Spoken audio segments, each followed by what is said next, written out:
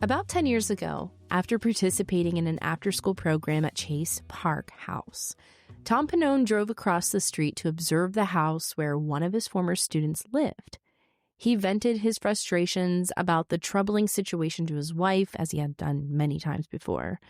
Despite his efforts, he couldn't determine what had happened to the boy or secure the help that educators at Barnard Elementary School believed he needed. Tom warned his wife, "I don't know where this kid is, but I'm telling you right now, we're going to see this story on Dateline sometime."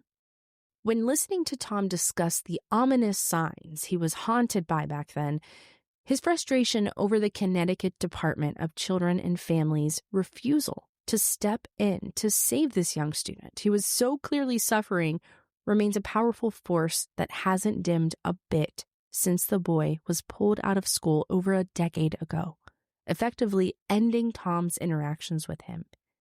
In an interview for NBC Connecticut, Tom Pannone, the former principal of Barnard Elementary School, insisted everyone really was concerned with this child since he was 5 years old. You knew something was wrong. It was grossly wrong. It makes you wonder, how many red flags does it take before they actually take action? Right. And sadly, Tom's worries would prove to be all too valid.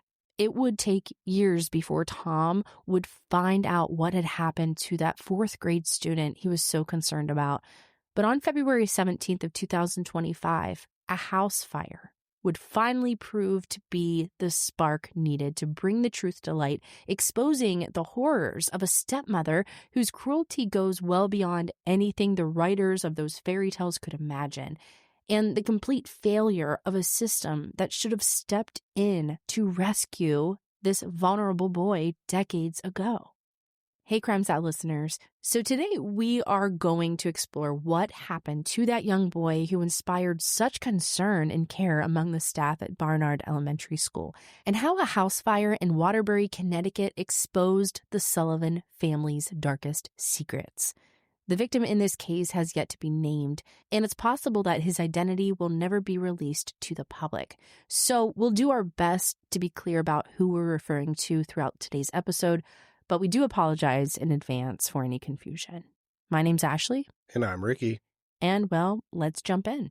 Now, inspired by the passionate anger I noticed while listening to NBC's interview with Tom Pannone, we'll also dig deeper into DCF's involvement, or lack of, in this case.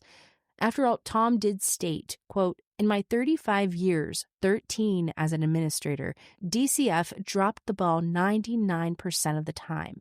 It's just the reality of the agency. I know every year they say they're changing, they're going to make corrections. I don't believe it," unquote. Yeah, and coming from someone who works so closely with them, it tells you that this isn't just a one-off case. This is a pattern. Yeah, and this is a pretty strong statement, coming from the former principal of an elementary school. 99%?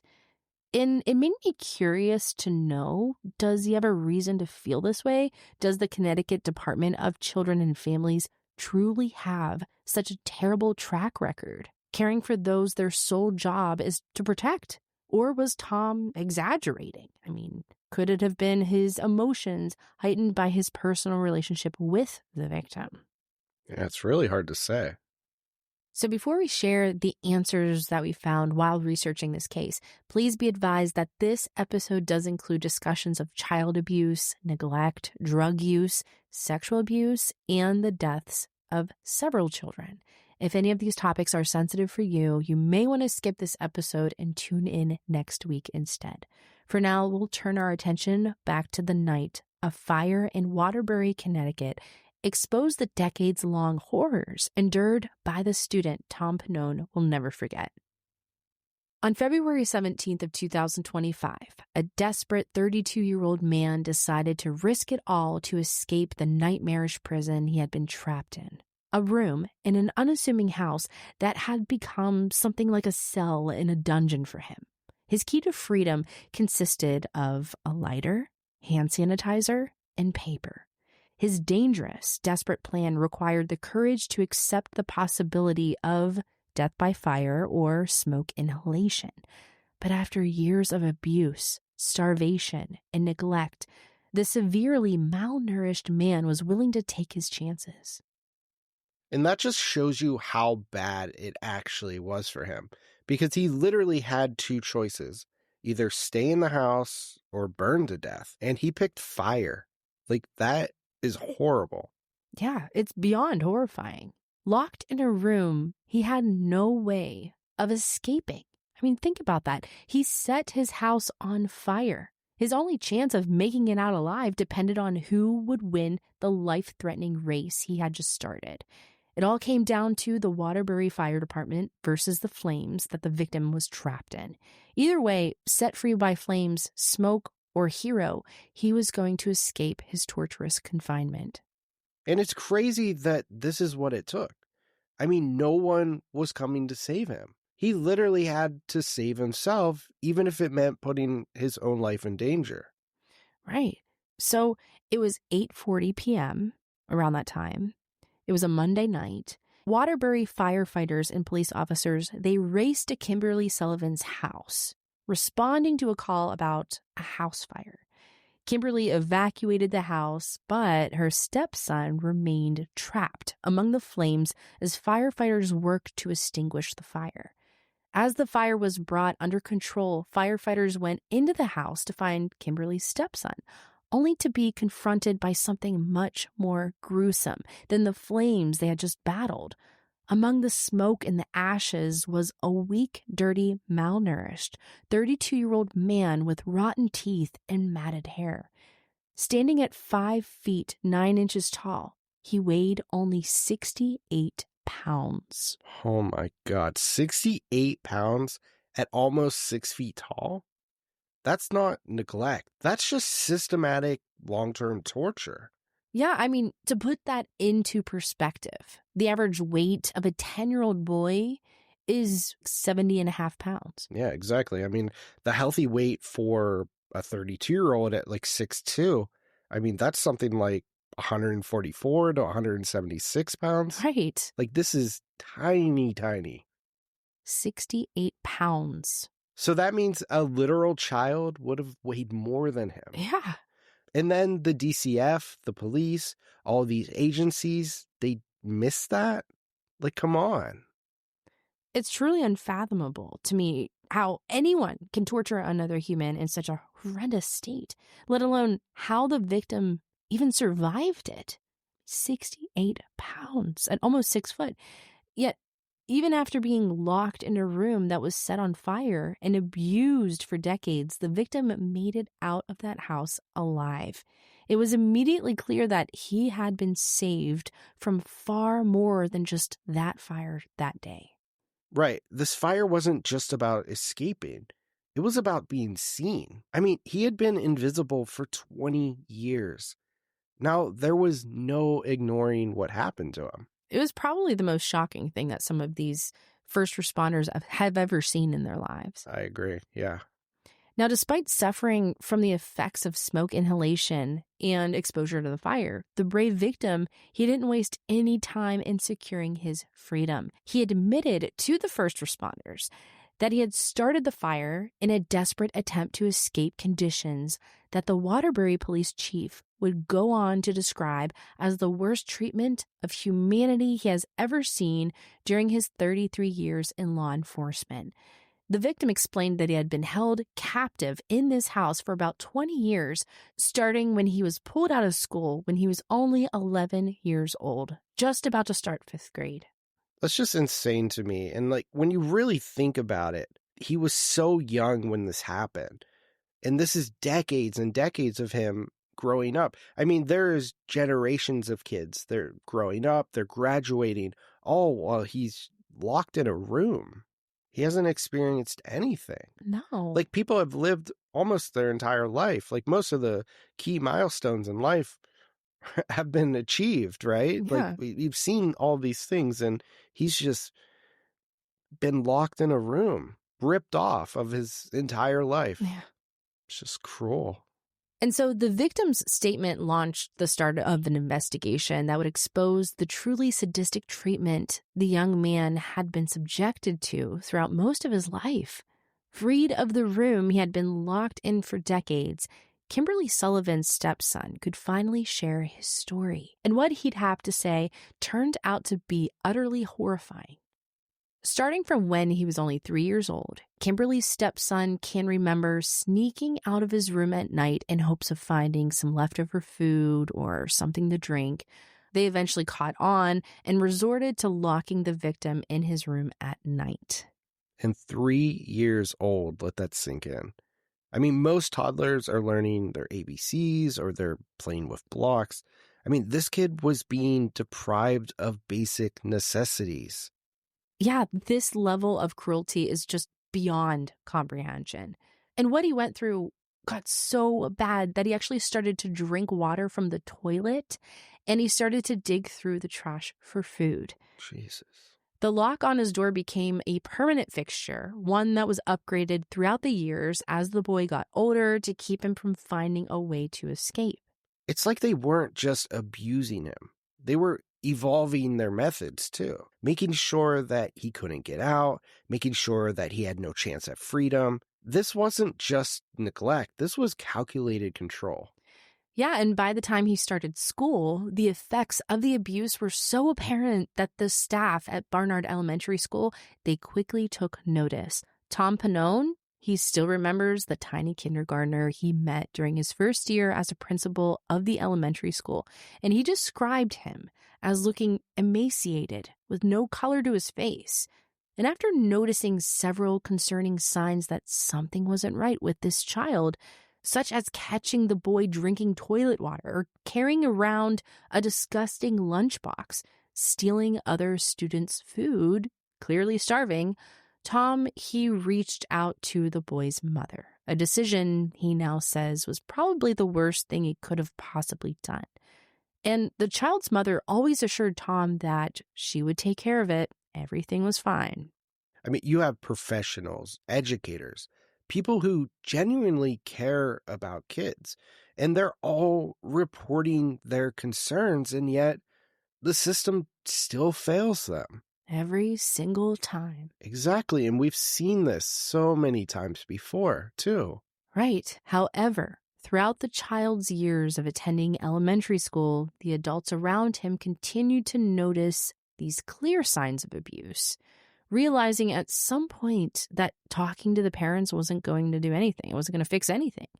DCF was called a first time, then another, and another, at least 20 times. And, well, you get the picture. I mean, what more could the teachers have done? They called the DCF, 20 times? What point are they going to step in? Yeah, when does it become negligence on their part? And this wasn't just some isolated concern. This was ongoing. 20 different calls, a glaring red flag that was ignored time and time again. Exactly. I mean, this wasn't the teachers. This was the actual agencies. Right. And Tom, the principal, he explained that they couldn't seem to get anywhere with this agency. No one was willing to step in and remove this boy from this home. Then a chilling change brought an end to the cycle of reporting the Sullivans to DCF, only to see that the child remained in the same horrible living situation. After attending Barnard from kindergarten through 4th grade, the victim didn't return to start the new school year, heading into 5th grade with his fellow classmates as he should have. In fact, the boy was nowhere to be found. That right there should have been the breaking point. A child disappears and no one follows up. The fact that he was pulled out of school should have sent alarm bells ringing through the system. And the only one who seemed to be observant of all of this was the principal, Tom, and the employees at the school. Tom, he asked other students if they maybe have seen the boy, and a few children, they claimed that they had actually seen him standing at the window of his house, looking back at them and waving, but they never saw him leave his house.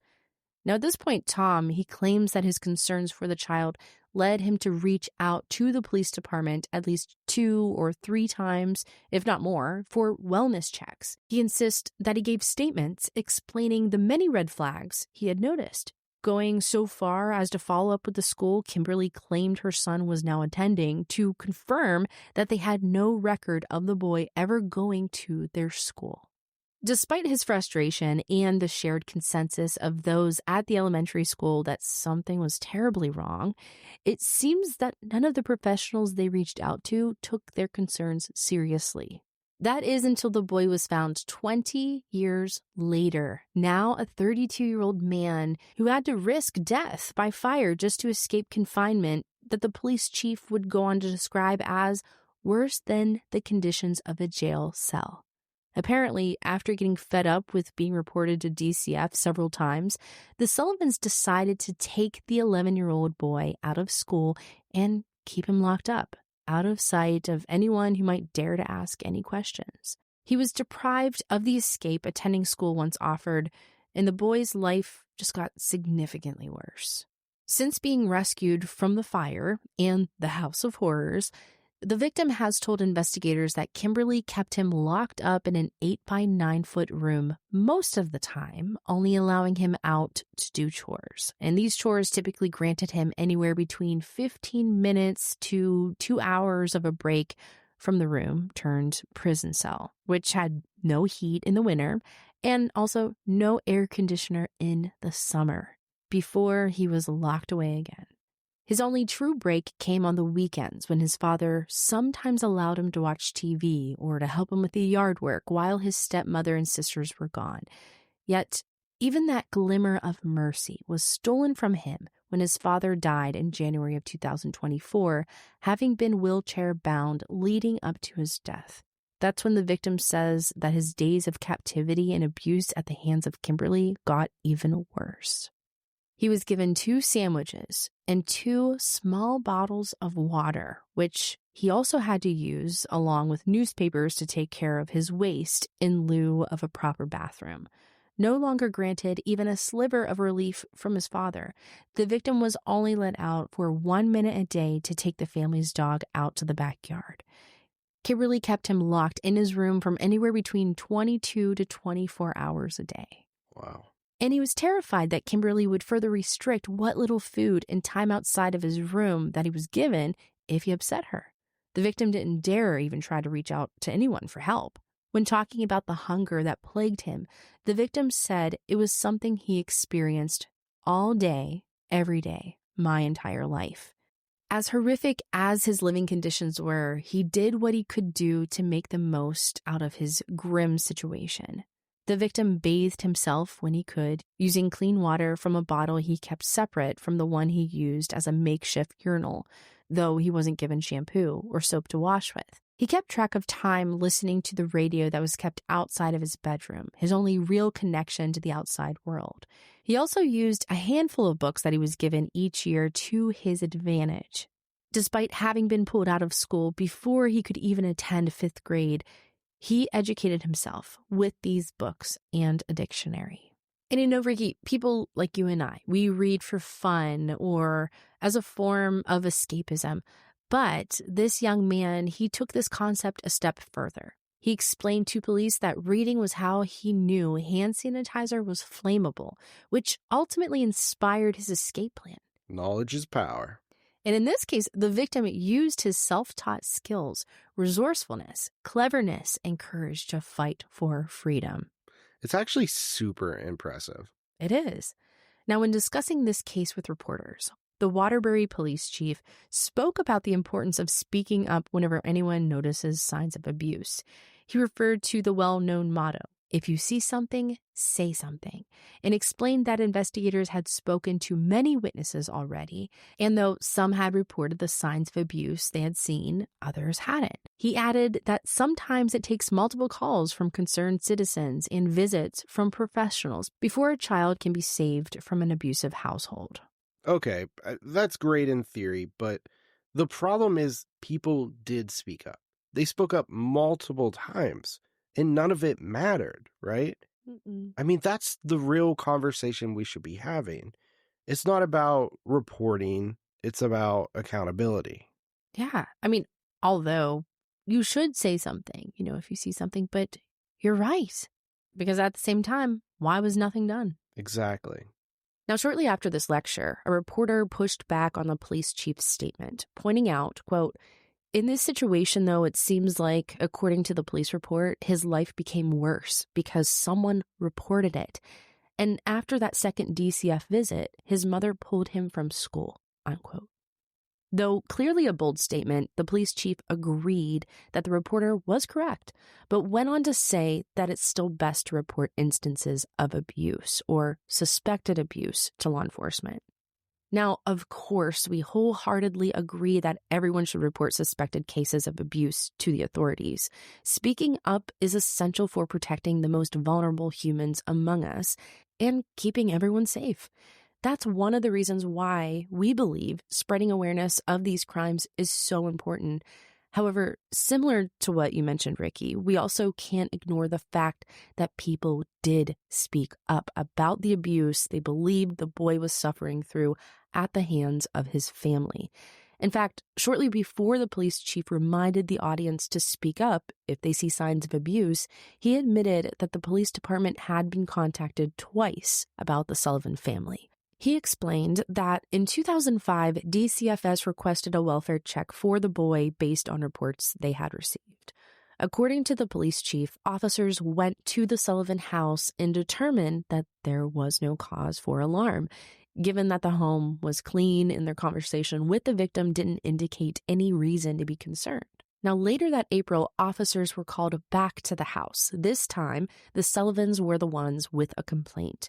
The couple claimed that certain members of the school district were harassing them by continuously reporting them to DCF, trying to get them in trouble and get them involved in an investigation. Tired of being targeted, the Sullivan family wanted to file a harassment complaint against them. Since there was no evidence that there was harassment happening, it seems nothing really came of it. I personally can't help but think that this should have been a red flag. If it was found that the members of the school district didn't have some type of underlying motive to target this family, then maybe it would have been worthwhile to investigate why the Sullivan family was being reported to DCF so frequently. When you see something, say something. Am I right? Maybe the officers were content with believing DCF workers would handle it. Of course, that never happened. Now, while researching this case, we also saw a lot of people directing at least some of the blame to the victim's sisters, who grew up in the house with him and likely had at least some idea of the abuse and torture their brother was being subjected to daily throughout most, if not all, of his life. It seems the sisters were able to come and go as they pleased. The victim himself stated that his sisters knew about his confinement, which, they absolutely should have sought help for their brother, especially once they were old enough to fully understand the cruelty of what was happening and knew how to reach out to law enforcement. However, I can't help but wonder if seeing DCF agents come to their home, investigate the reports of abuse that were made, and agree that nothing was wrong, maybe had something to do with their silence. They likely saw that their brother was treated worse after these visits. And I imagine that professionals agreeing that the claims of abuse were unfounded must have influenced their perception at least a little bit. Looking into it further, I found that studies have proven that child maltreatment can negatively influence the sibling pattern relationship in families, often resulting in more hostile and less harmonious relationships between siblings who experience or witness child abuse throughout their childhood. Siblings raised by parents who physically abuse their children are also more likely to use physical aggression against each other. Researchers have reported that siblings of severely scapegoated children often perceive that the victims deserve their abusive treatment, a belief that's reinforced by the perpetrators and paired with a notable empath deficit. Since neither of the sisters have spoken publicly about the case, it's possible to know for sure why they didn't seek help for their brother or what role they played in his captivity. What we do know is Despite Tom Panone's claims that the staff at Barnard Elementary School called DCF to report suspicions of abuse at least 20 times, no one stepped in to save the boy from the horrific treatment he was subjected to daily. It seems that over the years, the boy was forgotten about by the adults who get paid to keep an eye on at-risk children like him. That is, until he found the bravery to free himself. As I mentioned before, the apparent disdain Tom expressed while talking about DCF during his interview with NBC made me curious, so I did a little digging and found enough instances of fatal failures on the part of DCF to believe that Tom had a good reason to doubt the agency. DCF offices across the country have been under a lot of scrutiny for years now, and the Connecticut Department of Children and Families is no different. Crystal, a 29-year-old from Bristol, is just one of many who feel let down by DCF after they let her in the hands of a predator who subjected her to over a decade of sexual abuse, starting when Crystal was just 9 years old. In 2008, DCF endorsed and approved Roger and Darlene Berriolt's application for guardianship of Crystal when she, as the victim, was only 6 months pregnant with Roger's baby, a child she had conceived when she was only 12 years old. According to the legal claim, despite the reports, tips, referrals, complaints, concerns, suspicions, reasonable belief, and her pregnancy, DCF failed to take any meaningful action. After Crystal found the courage to report the abuse to the Bristol Police Department in 2023, 64-year-old Roger Berriolt was finally charged with first-degree sexual assault after raping Crystal approximately 3,800 to 4,000 times. Roger's wife, Darlene, was charged with risk of injury to a minor, as she knew about the abuse but did nothing to intervene. And Crystal doesn't think that the couple are the only ones who should face consequences for the trauma she endured for all those years. She believes that DCF should also, quite literally, pay for the role they played in allowing the abuse to continue. Due to their negligence, when she was most vulnerable, Crystal decided to legal action against the Connecticut DCF in the form of a $30 million claim against them. And so, in response to Crystal's case, DCF Commissioner Jody Hill Lilly has claimed, quote, "The department had no involvement with the child or any of the involved families between 2003 to 2006. Also, Mr. Berriolt and his wife were never licensed foster parents for the department, and the now adult victim was not placed into the home of Roger Berriolt by the department," unquote. However, records prove that the agency received a report in 2006 alleging that Roger Berriolt was sexually abusing a child in the home. Another caller identified as a DCF worker reported similar concerns. The Connecticut Office of the Child Advocate, or OCA, weighed in on the matter, issuing a report that detailed all the chances DCF had and failed to protect Crystal. They made several recommendations on things that could be done to better protect children in the future. This is far from the only time that the Connecticut DCF has fallen under such scrutiny. Following the deaths of 2-year-old Liam Riviera, whose battered body was found in a Stamford park on January 2, 2023, and 10-month-old Marcelo Mellows, who died from fentanyl, xylazine, and cocaine intoxication less than 6 months later on June 25, 2023. The OCA released a report that pointed out accountability concerns they found within DCF and made specific recommendations to improve each of the agencies involved. The families of both boys were involved in child abuse neglect cases with DCF leading up to the children's deaths. Both boys ultimately were killed by the very adults that had histories of putting their children's lives at risk, but were somehow trusted to care for their vulnerable sons, time and time again. These children are, unfortunately, just a few examples of the countless times DCF has failed to protect children they've been warned are in risky living situations. And the list goes on for much longer than we have time to cover here. It includes children such as Matthew Terrido, whose death by child abuse was reported on by OCA in 2017. And DCF actually got the green light to close his case just a month before he starved to death. On top of that, the mother, who was responsible for her child's death, legally denied DCF a number of times, allowing her to hide the abuse she was inflicting on this child, Matthew. I think it was 26 times she denied DCF. In 2022, OCA issued a separate report on Alex Medina, who died while in foster care. And only a year later, in 2023, OCA turned their attention to Kaylee, who died of fentanyl intoxication when she was just a year old. All of these children were in the care of families who were involved in cases with DCF leading up to their deaths. Their deaths likely could have been prevented if DCF had stepped up and placed the children in safe homes by responsible, trustworthy adults. Despite yet another failure on the Connecticut DCF's part, Kimberly Sullivan's stepson beat the odds and made it out alive. Yet I can't help but question, did his suffering really need to last 3 decades before he was removed from his abuser? If this brave victim who was suffering didn't do anything about it, today he would still have been locked up in that room, hidden from the world, or he would have succumbed to his abuse, possibly starved to death. So again, I know I sound a little redundant, but it's a big deal. It's a problem how many children must suffer and even lose their lives as they wait for the agency to step up and protect them as it's supposed to.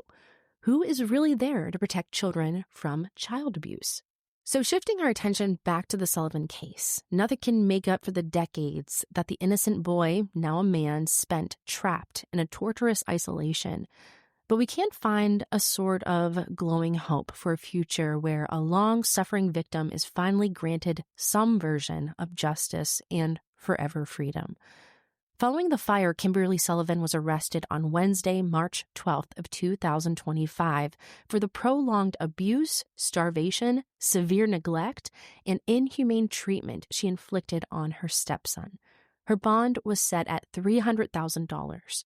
By Thursday afternoon, March 13th, she had already posted bail and was released without even being placed on house arrest or ordered to wear any type of monitoring device. So essentially, for the time being, Kimberly is free, while her victim is still recovering from the trauma she inflicted on him. Make it make sense. Her next court date is scheduled for March 26th, 2025. The charges she's currently facing include first-degree assault, second-degree kidnapping, first-degree unlawful restraint, first-degree reckless endangerment, and cruelty to persons. The most serious of these charges, first-degree assault and second-degree kidnapping, are both Class B felonies under the Connecticut law. A conviction of first-degree assault can result in a prison sentence of up to 20 years with a 5-year mandatory minimum prison sentence that cannot be reduced or suspended, and up to $15,000 in fines. Second-degree kidnapping comes with a mandatory minimum of 3 years behind bars. Though the prison sentence can go up to a maximum of 20 years and a fine of up to $15,000, it's hard to fathom how, even if Kimberly does get arrested, to at least 20 years in prison for what she did to her stepson. Her suffering still won't even come close to what she put that poor boy through. And for this next part, just brace yourself because you're probably going to get a little angry. Kimberly's attorney has said that Kimberly was stunned by the allegations as she's never been in trouble or harmed anyone before, and claims that her stepson had free reign of the house. The attorney stated, quote, "She denies these allegations, and I would just ask people not to rush to judgment here. We're confident as the facts come out, she will be vindicated," unquote. But honestly, we'll just have to let the actions speak for itself. I can't imagine a single explanation that would vindicate Kimberly at this point. I mean, her stepson, 68 pounds at the age of 32. That's just crazy. He didn't have any free reign at all. He wasn't able to go out of his house. He didn't have a toothbrush. He didn't do his hair. He didn't have soap. But maybe I'm just rushing to judgment. But most of the disclosure I've seen around this case seems to be in agreement, aside from Kimberly and her attorney, of course. Evaluations and assessments of the victim's physical and mental health have been noted several physical limitations along with PTSD and depression. The police chief has stated that it will take time for the victim to heal from everything he's been through. But he's surrounded by people who are more than willing to help him through it. And the police chief also pointed out that the lead detectives on this case are being particularly supportive of the victim. The Criminal Investigations Bureau came together to provide the man with the material items he needed to settle into his hard-earned freedom, such as new clothes, books, among other things. The police chief also acknowledged that the victim has a long road ahead of him, but says that there is a plan to continue to support him throughout. Well, we hope so. Sometimes hearing about case after case of children being abused and ignored by the systems put in place to protect them can get disheartening. I feel this is especially true when we learn about abusers who are reported to DCF yet are allowed to continue to harm the children in their care, with no one stepping in to stop them until it's too late. We're taught about the signs to look out for. If you see something, say something. But what happens when people keep speaking up and their voices go unheard? Despite this frustration, this is far too important to give up on and be silent. When the concerns of the community are continuously dismissed, I think it becomes even more important than ever to get louder, demand justice, scream your frustrations from the rooftops if you have to. And I know cases involving children are so hard to talk about, they're hard to listen to. But I mean, think about how important this is. We have to push for change. What protection do they have? If the system isn't working, we need to demand better. If you're concerned that a child you know is being abused, don't hesitate to call or text 800-422-4453 to get in touch with the Child Help National Child Abuse Hotline, or reach out through their chat feature on their website at childhelphotline.org. The hotline will connect you with a live crisis counselor who will listen to your concerns and guide you through the best next steps.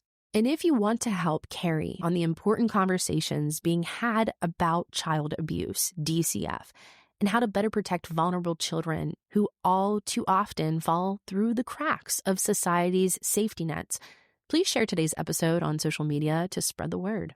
As always, your support means the world to us, and it helps us play our part in spreading awareness about these important topics. Thank you all so much for tuning in and listening to today's episode.